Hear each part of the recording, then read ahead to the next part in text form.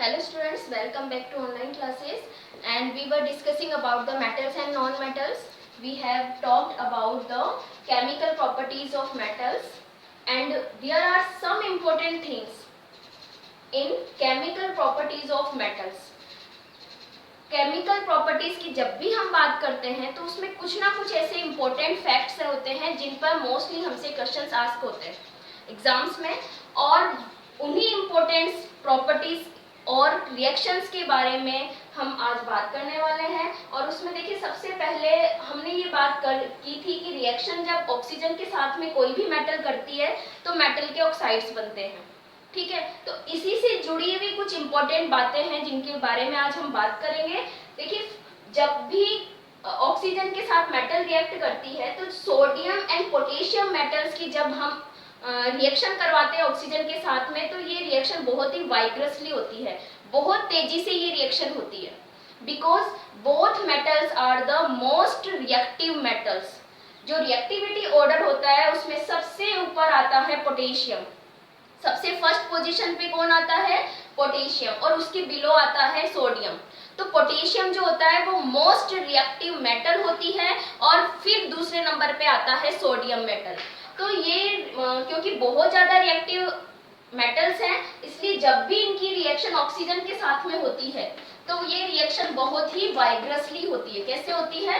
जैसे हम पोटेशियम की रिएक्शन ऑक्सीजन से करवाते हैं, दोनों की ही वैलेंसी 1 है, तो फॉर्मूला क्या बनेगा? K2O, एंड यहाँ बनेगा Na2O। ठीक है, और ये रिएक्शन कैसी होती है? बहुत ही वाइग्रसली। ठीक है, तो बहुत तेजी से होती है रिएक्शन। और नेक्स्ट हम बात करते हैं reaction with lead, manganese and aluminium. देखिए, तीनों जो इम्पोर्टेंट मेटल्स हैं उनके बारे में हमें एक चीज याद रखनी है, एंड दैट इज ये जो तीनों मेटल्स होती है जिसमें मोस्ट प्रोबेबली हमें एल्यूमिनियम की बात ध्यान में रखनी है, इसी पर क्वेश्चन पूछा जाता है। एल्यूमिनियम क्या होता है? एक ऐसी मेटल होती है जो नेचर में ऑक्सीजन अवेलेबल है, एटमॉस्फेरिक ऑक्सीजन से रिएक्ट करके और एल्यूमिनियम ऑक्साइड की एक लेयर बना लेती है अपने चारों तरफ। क्या बना लेती है? अपनी सरफेस पर एल्यूमिनियम ऑक्साइड की एक लेयर बना लेती है। तो देखिए, ये रिएक्शन कैसी होती है? एल्यूमिनियम प्लस O2, जैसे ही एल्यूमिनियम ऑक्सीजन से रिएक्ट करती है तो Al2O3 एल्यूमिनियम ऑक्साइड बनता है। तो अगर हम किसी भी, जैसे मान लीजिए ये मैंने एक एल्यूमिनियम की कोई भी थिंग ली और इसको अगर हम नेचर में एक्सपोज करते हैं, रखते हैं, तो क्या करते हैं, ये जो सरफेस के एल्यूमिनियम एटम्स होते हैं, ठीक है, ये सरफेस पे पाए जाने वाले एटम्स ऑक्सीजन से रिएक्ट करके और एल्यूमिनियम ऑक्साइड बना लेते हैं, और इस तरीके से ये एल्यूमिनियम ऑक्साइड की इसके चारों तरफ एक लेयर बन जाती है। इस लेयर को बोलते हैं प्रोटेक्टिंग लेयर। क्या बोलते हैं इसको हम? Protecting layer.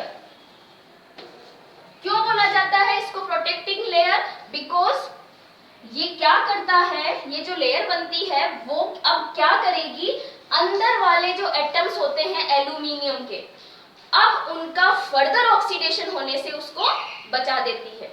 ठीक है, देखिए ये लेयर बन गई है चारों तरफ, तो यहाँ पर जो अंदर वाली जो सरफेस है जहां पर एल्यूमिनियम के एटम्स हैं, अब वो एटम्स एटमॉस्फेरिक ऑक्सीजन के कांटेक्ट में नहीं आ पाते हैं, और इस वजह से उनका फर्दर ऑक्सीडेशन नहीं हो पाता है, और इस तरीके से जो एल्यूमिनियम है खुद का सेल्फ प्रोटेक्शन कर लेती है। क्या कर लेती है? Self protection.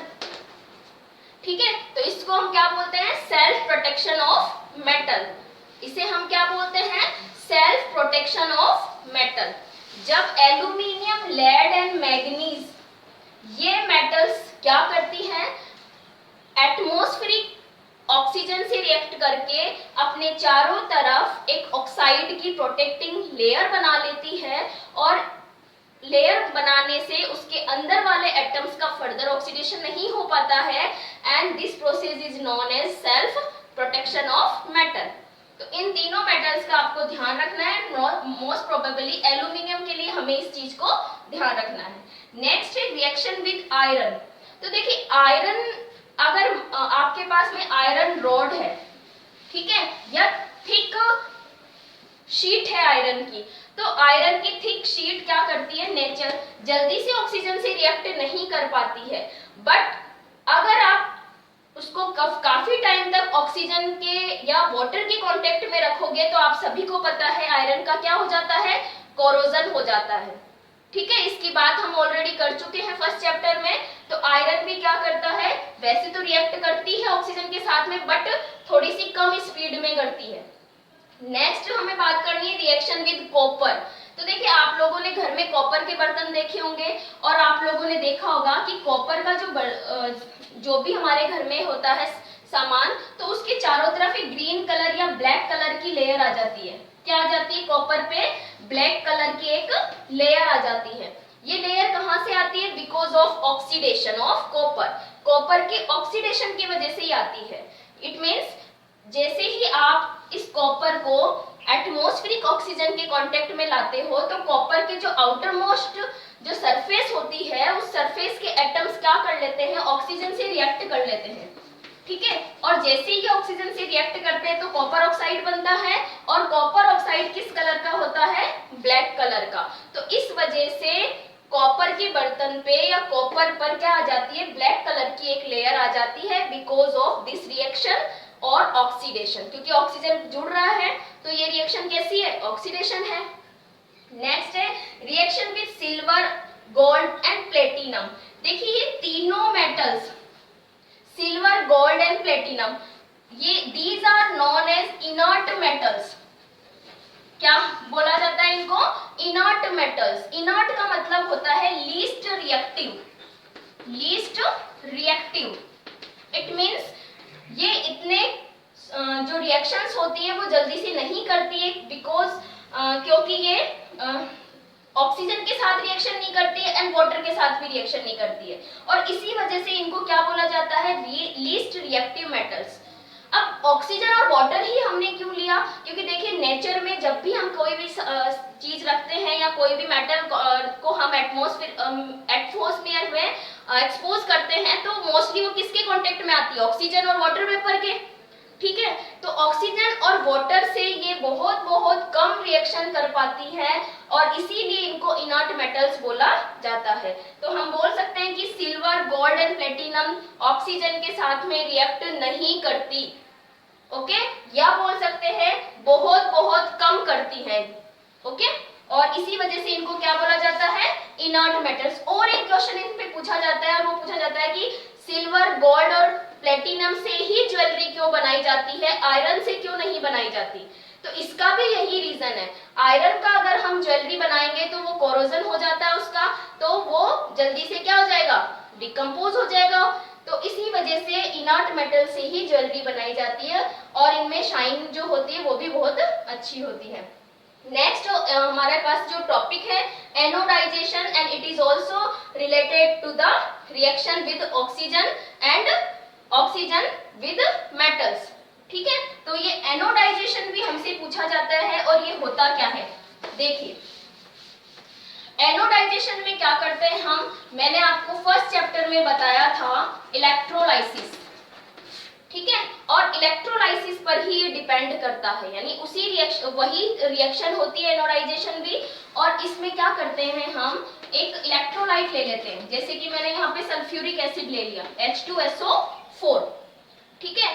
तो यहाँ पर मैंने इलेक्ट्रोलाइट लिया है H2SO4, और अगर मैं इसमें एल्यूमिनियम की जो भी एक थिंग है जिसका हमें प्रोटेक्शन करना है ना, जिसको हमें प्रोटेक्ट करना है या जिसका हमें जो है कोरोजन से बचाव करना है, प्रोटेक्शन करना है, तो मैंने यहाँ पर एल्यूमिनियम का एक मेटल रोड लिया है और इसे हम ये क्या बनाना है, एनोड बनाना है। क्या बनाना है हमें इसे, एनोड, ठीक है। तो जिस मेटल को हमें प्रोटेक्ट करना है उसे हमें एनोड बनाया है और इसीलिए इसे बोलते हैं एनोडाइजेशन, ठीक है।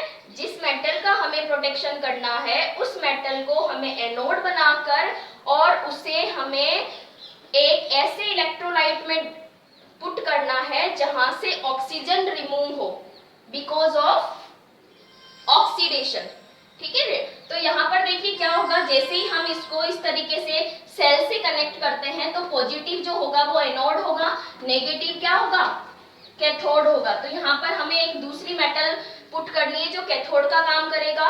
और यहाँ पर देखिए H2SO4 मैंने इलेक्ट्रोलाइट लिया है और H2SO4 हमें क्या देगा, O2, और ये O2 कहाँ रिमूव होगी,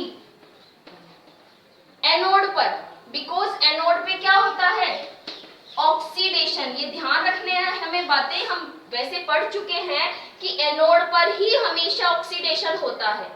तो जैसे ही H2SO4 ऑक्सीजन रिमूव करेगा, ये ऑक्सीजन कहाँ आ जाएगी, एनोड पे आ जाएगी। और एनोड क्योंकि किसका बना हुआ है, मेटल का, तो एल्यूमिनियम, और एल्यूमिनियम जैसे ही इसे ऑक्सीजन से रिएक्ट करती है तो एल्यूमिनियम ऑक्साइड बनता है, और इस एल्यूमिनियम ऑक्साइड की इसके चारों तरफ एक लेयर बन जाती है, और फिर ये लेयर इसका फर्दर ऑक्सीडेशन होने से इसको प्रोटेक्ट करती है। तो इस तरीके से एनोडाइजेशन से हम कोरोजन को प्रोटेक्ट कर सकते हैं।